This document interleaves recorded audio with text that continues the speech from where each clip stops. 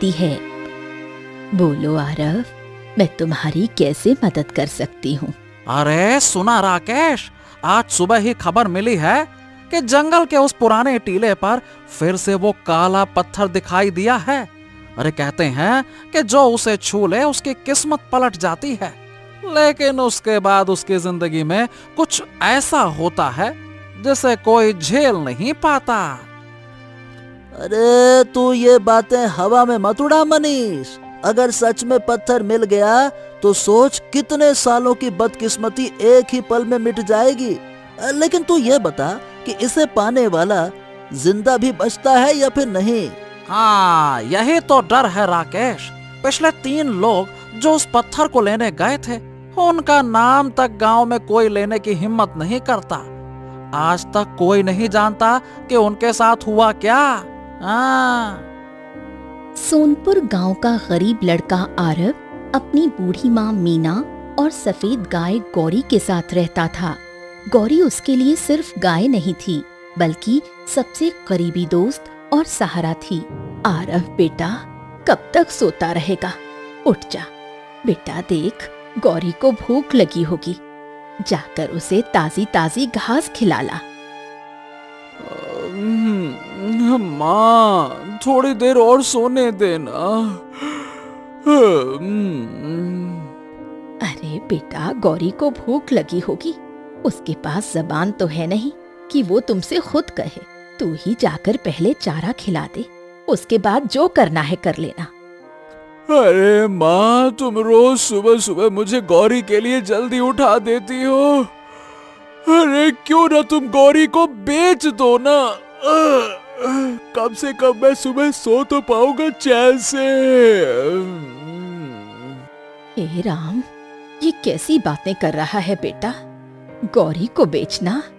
क्या तुझे याद नहीं? तू ही कहता था गौरी तेरी सबसे अच्छी दोस्त है। और सुन ले एक बात, गौरी को कभी मत बेचना।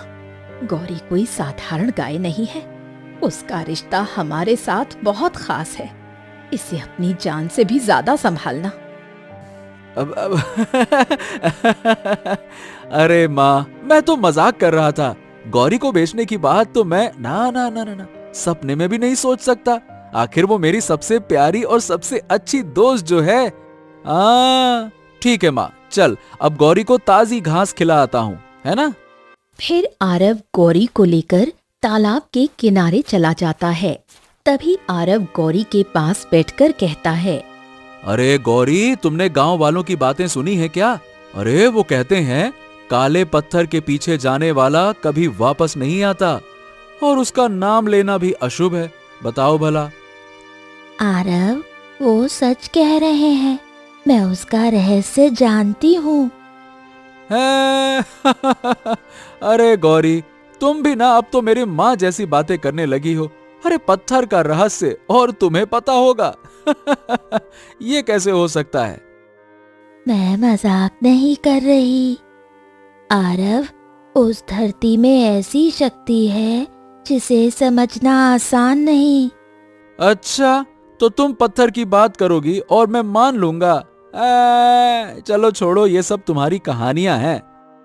हरिया जो पास से गुजर रहा था, ये सारी बातें सुन लेता है और सोचता है, अरे ये तो कमाल हो गया। इस गौरी को पत्थर का रहस्य पता है। अगर ये बात मैं जमींदार बाबू को बता दूं, फिर तो मुझे इनाम मिलेगा। इतना कहकर हरिया जमींदार रघुनाथ के पास जाता है। जमींदार साहब, मैं आपके लिए बहुत बड़ी खबर लाया हूँ, जिसे सुनते ही आप बहुत अमीर बन जाएंगे। अरे तो हंसता ही रहेगा कि जल्दी से बताएगा भी क्या खबर लेकर आया है। बता भाई। तो सेठ जी, उस काले पत्थर का रहस्य जिसे लेकर गांव वालों की मृत्यु हो रही है, उसी के रहस्य का अब पता चल गया है। हाँ, अरे सेठ जी, काले पत्थर का रहस्य आरव की गाय गौरी को पता है। ये क्या बात कर रहा है? गाय को कैसे पता हो सकता है? अरे भाई, गांव के इतने लोगों को नहीं पता और ये खबर गाय को पता है। ए भैया, तुमको जरूर कुछ गलत फहमी हुआ है। ना ना ना ना ना सेठ जी, मैंने अपने इन कानों से सुना है। यही तो खास बात है सेठ जी कि वो साधारण गाय नहीं है, और अगर उसके जरिए आपको पत्थर मिल गया तो आप गांव के सबसे बड़े धनी बन जाएंगे। हाँ, ये बात तो तू सही कह रहा है। ए हरिया, एक काम करते हैं, आज रात ही को गौरी को चुरा लेते हैं और किसी को कानो कान भनक भी नहीं लगेगी। ये हुई ना बात। जी मालिक। और मालिक, मेरा इनाम। अरे तू उसकी फिक्र मत कर, जैसे ही मैं धनवान हो जाऊंगा उसमें से थोड़ा धन तुझे भी दे दूंगा, जिससे तू भी अमीर हो जाएगा। अब चल जा, मुझे रात होने का इंतजार है बस। चल चल चल चल, आज रात करेंगे कमाल। फिर रात होती है। जमींदार चुपके से आरव के घर जाता है। हाँ, यही है गौरी, जल्दी से खोल ले बेटा, वरना कोई देख ना ले। आराम से, धीरे धीरे। जैसे ही जमींदार खूंटा खोलता है, गौरी तेजी से घने जंगल में भागने लगती है। आरव नींद में उठकर कहता है, ये इतनी रात को कैसी आवाज है? बाहर जाकर देखता हूँ। फिर आरव बाहर आकर देखता है तो गौरी जंगल की तरफ जा रही होती है। गौरी? हैं? अरे गौरी कहाँ चली गई? अरे ये तो जंगल की तरफ भाग रही है। मुझे उसके पीछे जाना होगा। अगर देर हो गई तो उसकी जान खतरे में पड़ सकती है। आरव तेजी से दौड़ता है। पीछे से जमींदार, जो झाड़ियों में छुपा था, बुदबुदाता है, ये दोनों घने जंगल की तरफ जा रहे हैं। जरूर काले पत्थर का कोई राज है। मुझे भी इनका पीछा करना चाहिए। अगर आज वो पत्थर मेरे हाथ लग गया तो मैं तो पूरे गांव का सबसे बड़ा धनवान बन जाऊंगा। कुछ देर बाद गौरी एक पुराने कुएं के पास जाकर रुकती है। गौरी! अरे गौरी, ये तुम क्या कर रही हो? इतनी रात को इतने घने जंगल में क्यों आ गई हो? चलो चलो चलो, घर चलते हैं। ये जगह ठीक नहीं है। चलो चलो चलो। आरव, इस जगह की मिट्टी खोदो। जो मैं कह रही हूँ वही करो। अरे गौरी, आधी रात को खुदाई? क्या बात कर रही हो? क्या तुम ठीक हो? हाँ आरव, बस खोदो और सवाल मत पूछो। आरव खुदाई करता है और अचानक एक काला पत्थर निकलता है। ये? अरे ये तो वही काला पत्थर है जिसके बारे में गांव में डरावनी कहानियां सुनाई जाती हैं। हाँ आरव, यही वो पत्थर है जिसे छूते ही गांव के कई लोग अपनी जान गंवा चुके हैं। अचानक पीछे से जमींदार आ जाता है। मिल गया, आखिरकार मुझे ये काला पत्थर मिल ही गया। आराम, ला बेटा, ला ला ला, अब ये पत्थर मुझको दे दे। नहीं जमींदार, इसे लालच के साथ मत छूना, वरना तुम्हारी मौत पक्की है। ए गौरी, मुझको बेवकूफ समझती हो क्या? इतना धन देने वाला पत्थर मैं क्यों छोड़ूं? चल बेटा, जल्दी से मेरे हवाले कर दे। ला ला ला ला, दे दे। नहीं नहीं नहीं नहीं, मैं तुम्हें ये पत्थर नहीं दूंगा। तुम यहाँ से चले जाओ। जमींदार जबरदस्ती आरव के हाथ से पत्थर छीन लेता है।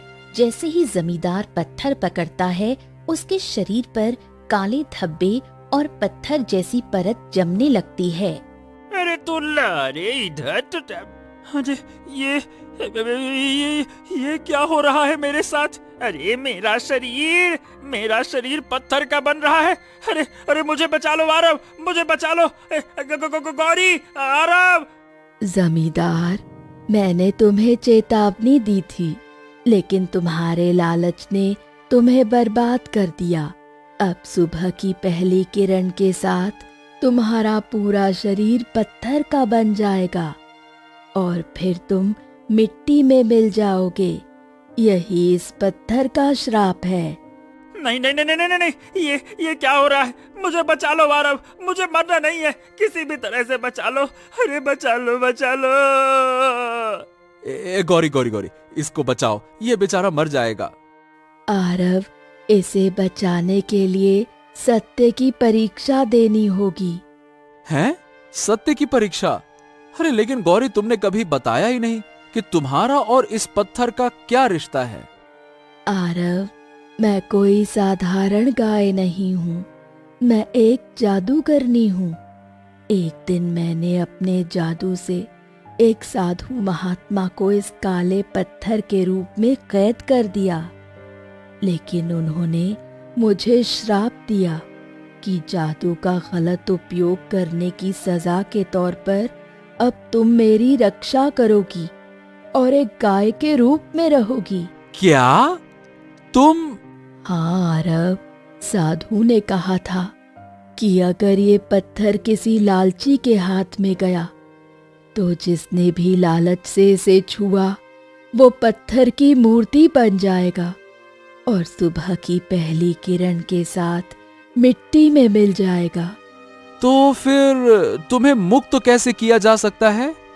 आरव, साधु महाराज ने कहा था हम दोनों तभी मुक्त हो सकते हैं जब कोई अपनी जान की परवाह किए बिना अमरकुंड झील से एक मोती लेकर आए।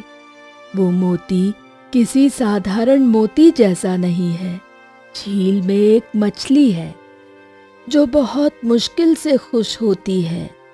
अगर उसे खुश करके वो मोती हासिल किया जाए तो उसी मोती से साधु महाराज की और मेरी दोनों की मुक्ति हो सकती है।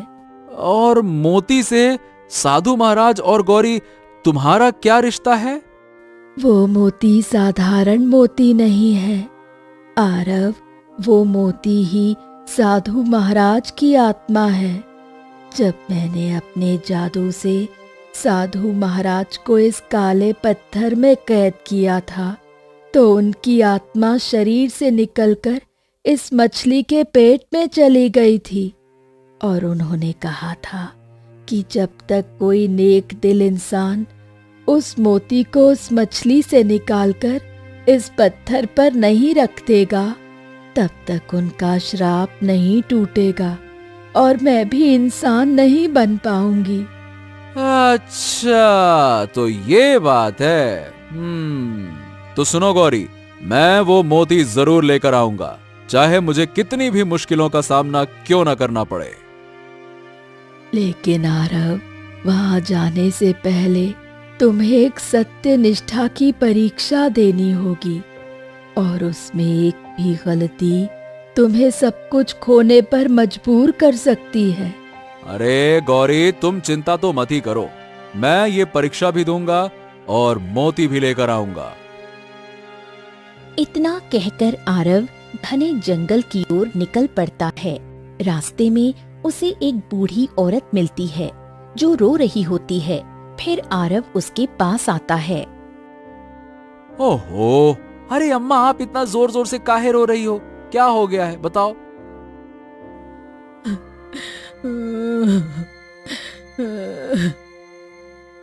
बेटा, मेरी बेटी कई दिनों से बीमार है। मैं गांव में सबके पास गई, लेकिन कोई मुझे 1 रुपया तक नहीं दे रहा। मैं क्या करूं, कुछ समझ नहीं आ रहा। अरे अम्मा, मेरे पास इस समय पैसे तो हैं नहीं, लेकिन मैं आपकी मदद जरूर करना चाहता हूँ। आप बताइए, मुझे क्या करना होगा?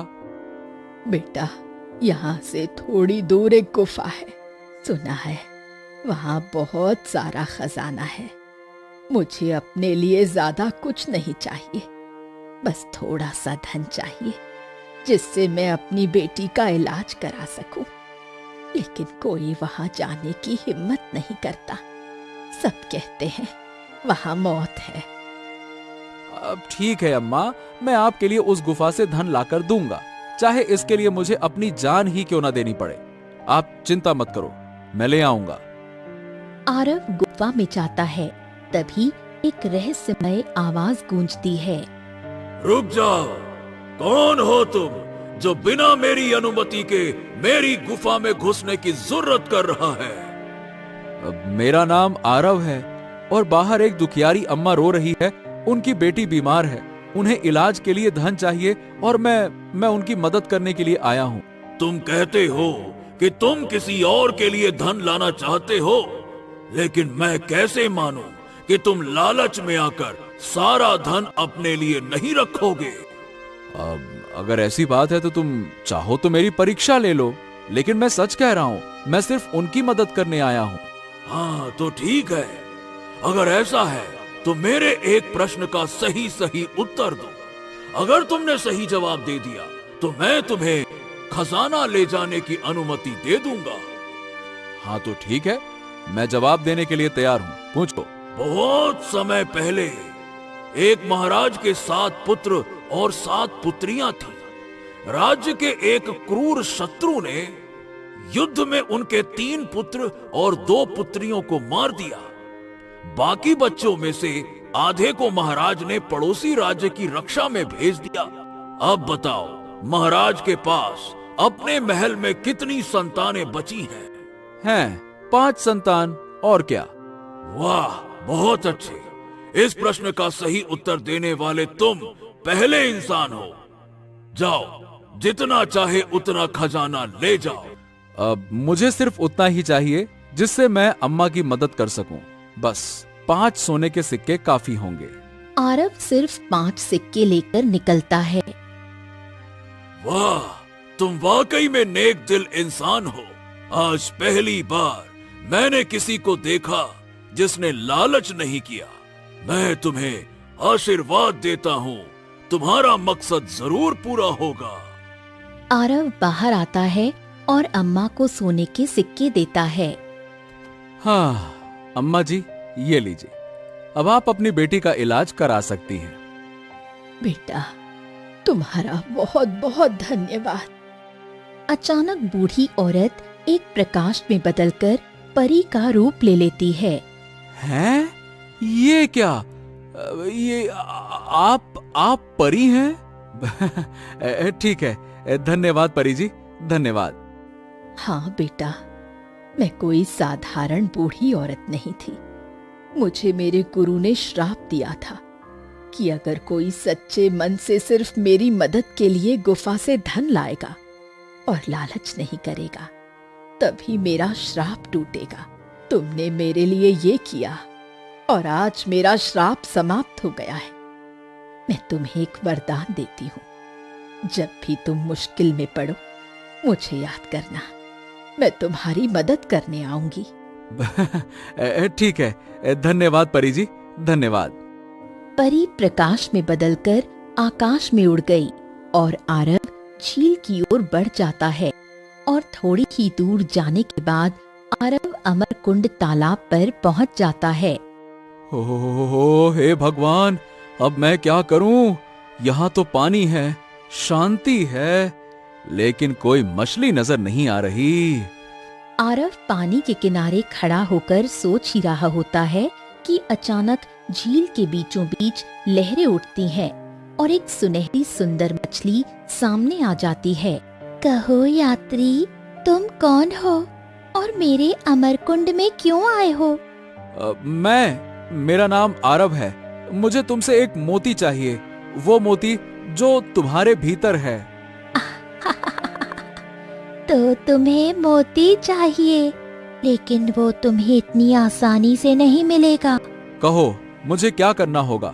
मैं किसी भी कीमत पर वो मोती पाना चाहता हूँ। इसके लिए तुम्हें मेरे 2 प्रश्नों का उत्तर देना होगा। अगर दोनों का जवाब सही दिया तो मोती तुम्हारा होगा। ठीक है, मैं तैयार हूँ, पूछो तुम्हारे प्रश्न। पहला प्रश्न, वो क्या है जो तुम्हारा है लेकिन उसका इस्तेमाल सबसे ज्यादा दूसरे लोग करते हैं? मेरा नाम। ये क्या हो सकता है? ओह, सही जवाब। अब दूसरा प्रश्न सुनो, वो कौन सी चीज है जो हर जगह है लेकिन कोई उसे पकड़ नहीं सकता, जो पैदा होते ही मरने लगती है और मरते ही जीने लगती है। ये क्या हो सकता है? हो, अगर मैं जवाब न दे पाया तो मोती तो हमेशा के लिए हाथ से निकल जाएगा। अचानक उसे परी की बात याद आती है। हाँ, परी मेरी मदद करो, परी मेरी मदद करो।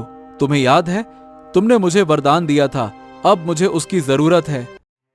चमकदार रोशनी के साथ परी झील के किनारे प्रकट होती है। बोलो आरव, मैं तुम्हारी कैसे मदद कर सकती हूँ? मेरी मदद करो परी। सुनहरी मछली ने मुझसे एक सवाल पूछा है, लेकिन इसका उत्तर मुझे समझ में नहीं आ रहा। इसका उत्तर है समय। समय हर जगह है, कोई उसे पकड़ नहीं सकता। पैदा होते ही खत्म होना शुरू हो जाता है और खत्म होते ही नया जन्म ले लेता है। हो धन्यवाद परी, धन्यवाद। आरव सुनहरी मछली की तरफ मुड़कर, तो इसका उत्तर है समय। बिल्कुल सही। तुमने दोनों प्रश्नों के उत्तर दे दिए और अपने इरादे की सच्चाई साबित कर दी है। ये लो तुम्हारा मोती। सुनहरी मछली अपने भीतर से चमचमाता हुआ मोती निकालकर आरव को देती है। पानी में हल्की सुनहरी लहर फैल जाती है। धन्यवाद। आरव झील से बाहर निकलकर तेज कदमों से वापस गौरी के पास पहुंचता है। तुम आ गए और ये सच में वो जादुई मोती है? हाँ गौरी, देखो ये रहा। तुम्हारे लिए मैं अमरकुंड की गहराइयों तक गया और ये मोती ले आया। कहते हैं इस मोती को कोई नहीं ला सकता, लेकिन मैंने कहा था ना, आरव अपने वादे से कभी पीछे नहीं हटता। तो अब इसे उस काले पत्थर पर रख दो। पहले मुझे बचाओ आरव भाई, मुझे बचाओ। मेरा पूरा शरीर पत्थर का बन गया है। अरे अब किसी भी वक्त मेरा चेहरा भी पत्थर का बन जाएगा। बोलते नहीं बन रहा। अरे मुझ पर तरस खाओ, फिर कभी लालच नहीं करूंगा आरव। इस बार बचा लो भाई, बचा लो। अरे बस, तुम शांत रहो। आरव मोती लेकर काले पत्थर के पास जाता है और धीरे से उस पत्थर पर रख देता है। अचानक तेज प्रकाश फैलता है और पत्थर के भीतर से एक तेजस्वी साधु प्रकट हो जाते हैं। आरव, तुमने कर दिखाया। सदियों से मैं इस श्रापित जादू में बंधा था और आज तुमने मुझे मुक्त कर दिया। बोलो, मैं तुम्हें क्या दे सकता हूँ? प्रणाम गुरुदेव, मुझे कुछ नहीं चाहिए। बस मेरी गौरी, मेरी सबसे प्यारी दोस्त, इसे इसके असली रूप में लौटा दीजिए। नहीं आरव गुरु महाराज, मैं फिर से अपना पुराना रूप नहीं चाहती। मैं एक गाय के रूप में बहुत खुश हूँ। मुझे एक सच्चा दोस्त मिला और एक माँ मिली जो मुझे अपना मानती है। यही मेरा असली सुख है। अरे गौरी, लेकिन तुम इंसानी जीवन जी सकती हो। नहीं, इंसानों से अच्छी जिंदगी जानवर की होती है, क्योंकि इसमें हमें सबका भला करने का मौका मिलता है और मैं हमेशा यही रहना चाहती हूँ। अच्छा, तो मैं तुम्हारी इच्छा के विरुद्ध कुछ नहीं करूंगा। बताओ, और कुछ चाहते हो?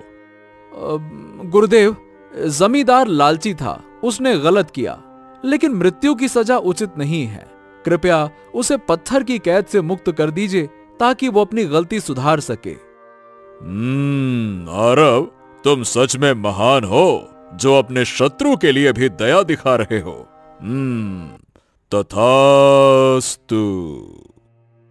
प्रकाश की एक लहर जमींदार की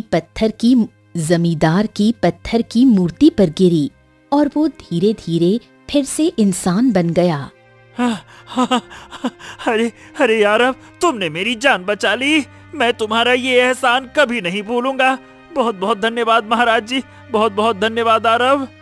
और सुनो जमींदार, कभी लालच मत करना आज से। और जो कुछ भी यहाँ हुआ ये रहस्य सिर्फ हम चारों के बीच रहेगा, समझ गए? हाँ हाँ हाँ, मैं वचन देता हूँ गुरु महाराज, ये बात जंगल से बाहर कहीं नहीं जाएगी। हाँ। साधु महाराज आशीर्वाद देकर अदृश्य हो गए। चलो आरव, हमें घर लौटना चाहिए, तुम्हारी माँ चिंतित होंगी। हाँ गौरी, तुम सही कह रही हो, चलो। आरव, गौरी और जमींदार घने जंगल से बाहर निकलते हैं।